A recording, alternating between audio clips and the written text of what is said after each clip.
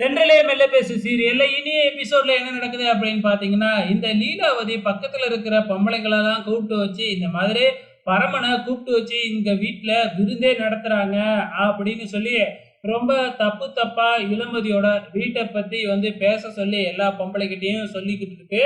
இத நம்ம பரம கேட்டர்றாப்புல, இந்த லீலாவதி தான் இதெல்லாம் பண்ணிக்கிட்டு இருக்காட்டுக்கே அப்படின்னு பரமனுக்கு நல்லாவே புரிஞ்சிருச்சு.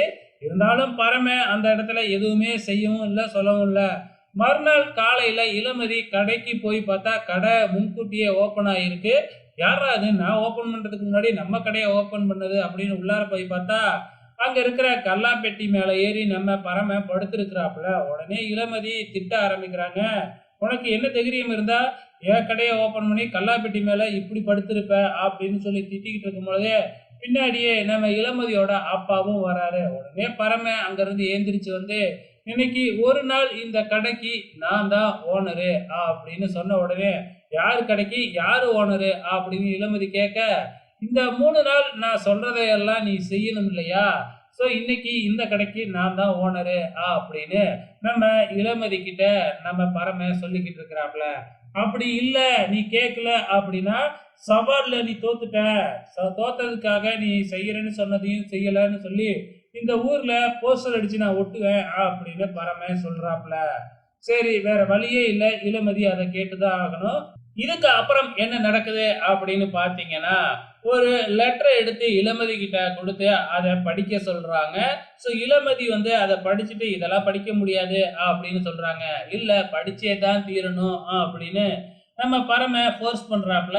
இளமதி அந்த லெட்டரை படிக்க ஆரம்பிக்கிறாங்க. அதுல ஒண்ணும் இல்ல, நம்ம பரமனை பத்தி புகழ்ந்து தான் எழுதி கொடுத்து இளமதி படிக்கிற மாதிரி, இளமதி சொல்ற மாதிரி சொல்றாப்ல நம்ம பரம. இளமதியும் வேற வழியே இல்லாம, "பரம நல்லவன், அவன் எங்க குடும்பத்தை காசு வாங்காம பாதுகாத்துக்கிட்டு இருக்கான், அவனால எங்களுக்கு ஒண்ணும் இல்ல" அப்படி இப்படின்னு அதுல எழுதியிருக்கு. இளமதி படிக்க படிக்க நம்ம பரம அத போன்லயும் ரெக்கார்ட் பண்ணிக்கிறாப்ல. இதுக்கப்புறம் என்ன நடக்குது, உடனே பாத்தீங்கன்னா, இளமதி போன்ல இருந்து உங்களை அவசரமா மீட் பண்ணணும்னு ரிஷிக்கு ஒரு மெசேஜ நம்ம பரமனே தட்டி விடுறாரு.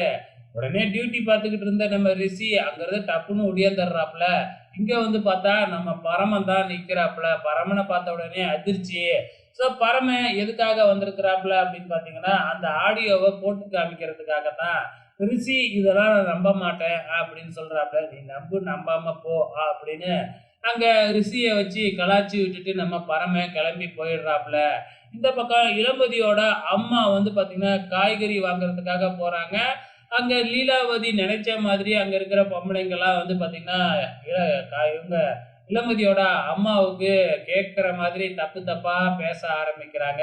இதனால இளமதியோட அம்மாவுக்கு பயங்கரமா கோவம். ஏற்கனவே பரம மேல கோவம். இப்ப இன்னும் கோவம் அதிகமாகத்தானே செய்யும். இந்த பக்கம் மறுபடியும் ரிஷி கிட்ட நம்ம பரம போய் தகராறு பண்ண ஆரம்பிக்கிறாப்புல. இந்த முறை என்ன செய்றாரு அப்படின்னு பார்த்தீங்கன்னா, கையில பீஸ் கேரியலோட போய், "இந்தாங்க சார் பீஸ் கேரியலு. நீங்க இளமதி வீட்ல இருந்து ஆசை ஆசையா எடுத்துட்டு வந்தீங்க. நான் வேற அத திருப்பி வாங்கிக்கிட்டு போயிட்டேன். இளமதி, ரிஷி சார் ரொம்ப ஆசையா எடுத்தாரு.